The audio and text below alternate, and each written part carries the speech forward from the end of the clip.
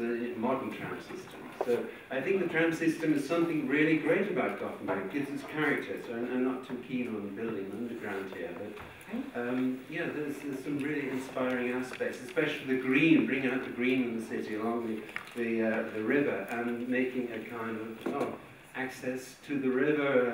In Toronto, they have boats going out from the river area, and people walk along the river. There's lots of entertainment. We can really build on that. So, above, not under.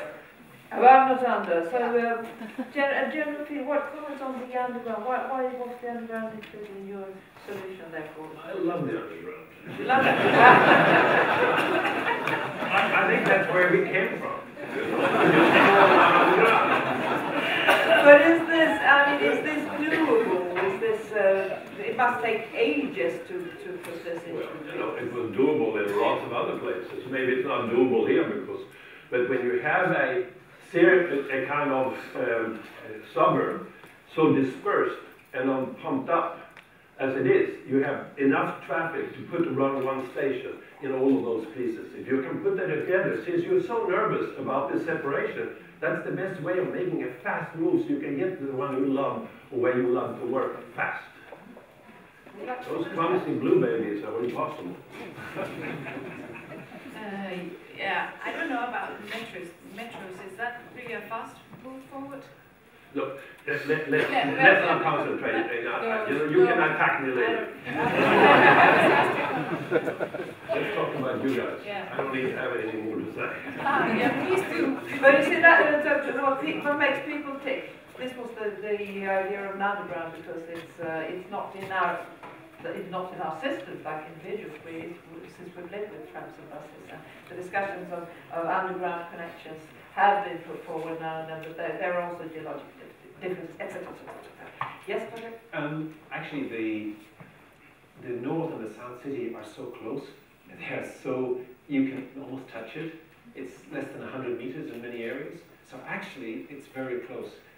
And again, whilst an underground is definitely possible, I think actually you can do it probably cheaper if money is constrained, which it is everywhere.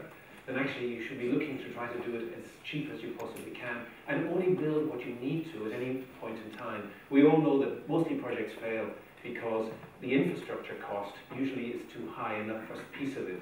So you've got to try and keep the infrastructure cost as low as you possibly can whilst you effectively move north and develop that area. So I would be looking for the most economic solutions possible, even if that's technically feasible. Think about Skanska, they will love a project like that. I'd say that. They live right here, in that lipstick.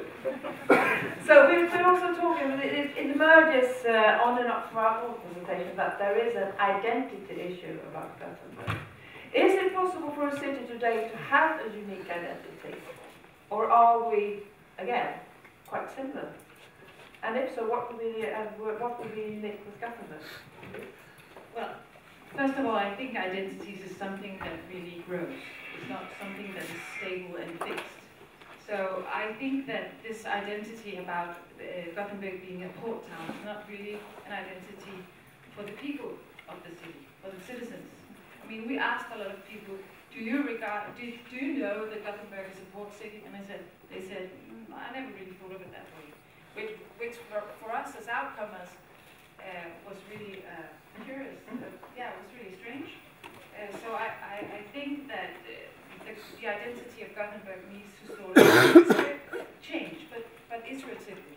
Change from where they are, from the history and forward. Step by step, yeah. Is there anyone in the audience who would like to comment on our feelings about the Gothenburg identity? Yes, there is. And there's one up. Thank you. All three of you, how are the houses you are going to build there look like? Thank you. Very nice.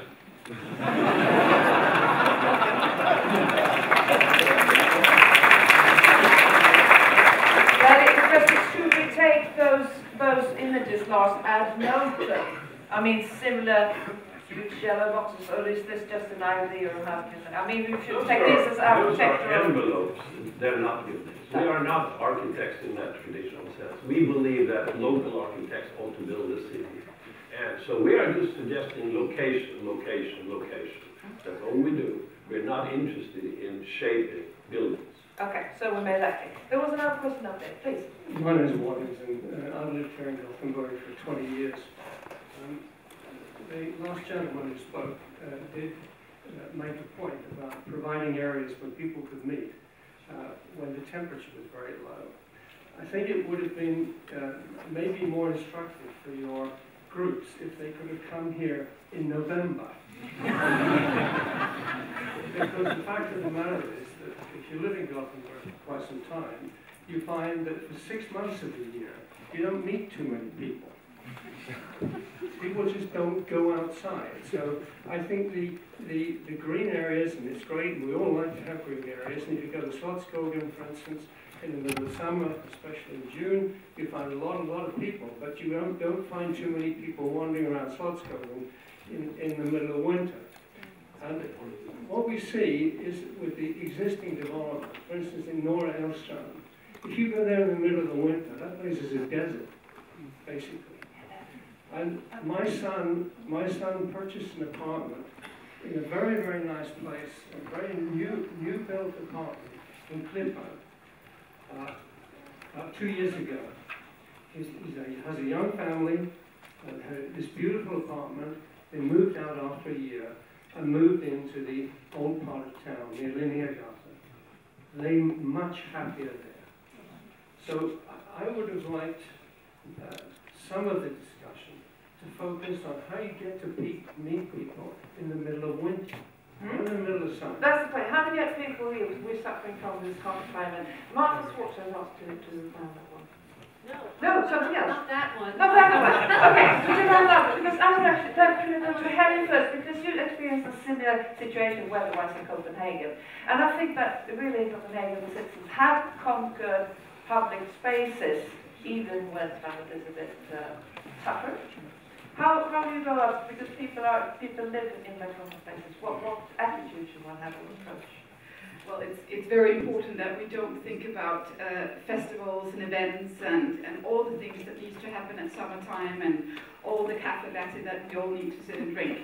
This is really about how to make a living city. It's about how to get people move in their day-to-day life. We need to get more people cycling, we need to get people using the public transport network, and we need to look at the institutions we have in the city, like the schools and the cultural facilities, and how to actually reconnect what is going inside of those buildings with what is going outside. Because it's very true what you say about the Scandinavian winters, and it is maybe a subject that has not been so clear for those four days that we have been here. I actually agree with that, and I hope that the teams can maybe take that comment and actually think about that a little bit further in the next couple of months when they have the ability to finalize their work. I would very much welcome that. Thank you. So homework, please. Sorry. But you're supposed to go and work it, so it's a great thing. And as I said, the left-hand aspect is of true importance. I can't really comment on really cold winters because now that I'm living in London, they don't really have them. They think they do, but they don't. But I do want to go back to the issue about identity, because I think that identity is something that people and cities are looking for more aggressively than ever, since we're becoming more and more alike and more connected. So the value of an identity is becoming critical now. So I think that's very important. I think it's very possible to do, but I'm wondering whether you up there can tell us how you would go about finding an identity. Ooh, yes, Padraic is on to it immediately. Yes. I agree with you. Cities are becoming the same type of architecture, the same type of shops, retail. Actually, frankly, the world's becoming very much the same. I think that what Gothenburg really has to do, and I don't think any team from either inside or outside should really be trying to bring that something else that piece of global architecture or branding or whatever to the city. I think it's a discovery process. I think there are many, many textures to Gothenburg already. Gothenburg has developed over 400 years, and it's developed in a series of villages. We saw those villages, and they are fantastic. And I think that whatever happens going forward, we go forward in a way that as a series of different identities. Because I think in a way, when one looks for, I think your interesting point that people who were not involved in the port, didn't actually relate to it. And that's okay. What I think is that rather than there being a single identity, I think there needs to be multiple identities. And that comes through a discovery process. And I think, in a way, I think for our role is to ask the difficult questions. I think all the answers are within. And that is true authenticity. Monocultures is the problem. Monoculture is a problem. Yes, because all these housing precincts are monocultures. Extremely boring. No wonder this family moved back into town. Because they want to be where things happen. Everybody wants to be there. Even if you have to deal with the noise like we had to do on Saturday night in the street. It seems to be that one of our team members who speaks beautiful combination of English and French calls mixity. We need mixity. Mixity is really where it's at. You look at these neighborhoods, you walk through like we did last night. We went over to Huspelle to have dinner. And that street is fantastic, but you know that it's dead in the winter. So you have to therefore build a city room, which is in between winter and inside, where you can actually go and have all those things. So that you can live a cultural, mixity life all year round. And that doesn't take very much. Yeah, I just have a small comment, because this opening story that we had about social inclusion is really that we see a little bit following up on what you're saying. It's like you have to make a bridge between what the citizens really are doing on site, what's happening. It's like, that means like if you scratch the surface, a lot of things come bubbling up. There is a lot of things happening already, but then it needs to be communicated both to the municipality, but also from the municipality needs to sort of go looking and go touching and go feeling. So it doesn't cover, the identity has to be something that comes from the citizens. And also, as Rob said, I mean, you have to make the citizens of Gothenburg love the city. Then the rest will come, the tourists will come, the attraction. I mean, that's at least. Yeah. So moving away from the silo communication and going horizontally. Yes? I think it's dominated by mainstream, and I think the textures are not coming through. And I think that's the issue, is how do you bring those great textures? You know, Gothenburg prides itself on this very open city, and in history it has absorbed all these different people from different parts of the world. Again, from talking to people, but you probably can tell me more, I suspect that openness is not as great as it was in the past. And I suspect, in a way, to discover some of that stuff, the very good stuff that's there right now, but has no legitimacy because the formal structures are not allowing them to appear. And I think that's what I think this process needs to bring forth. I think there is work going on with this openness. Would anyone from the city like to comment on that?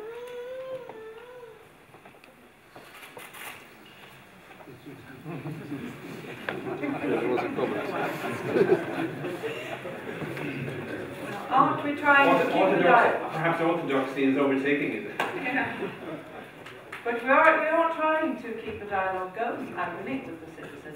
This is the plan of the River City workshop, River City project as a whole. Dialogue, communication, through portals on the internet with citizens having the possibility to have their say, with strategic focus groups that root in people's opinions. So we're working on it. I think the terrible word in English is about tolerance. Actually, people use the word tolerant, to be tolerant, and actually it's a terrible word, because it implies, in a way, that you tolerate people, you tolerate difference. In fact, it's about embracing it. And that's, I think, in a way, active. It's a much more active. Process. Right, and I think that's probably what is probably needed. And that implies, that's in everything. It's in economy, it's in social interaction, it's in ethnicity, it's in whatever. I think it's very much related to, I think this is probably what's needed. Thank you, teams, for an excellent presentation. A big round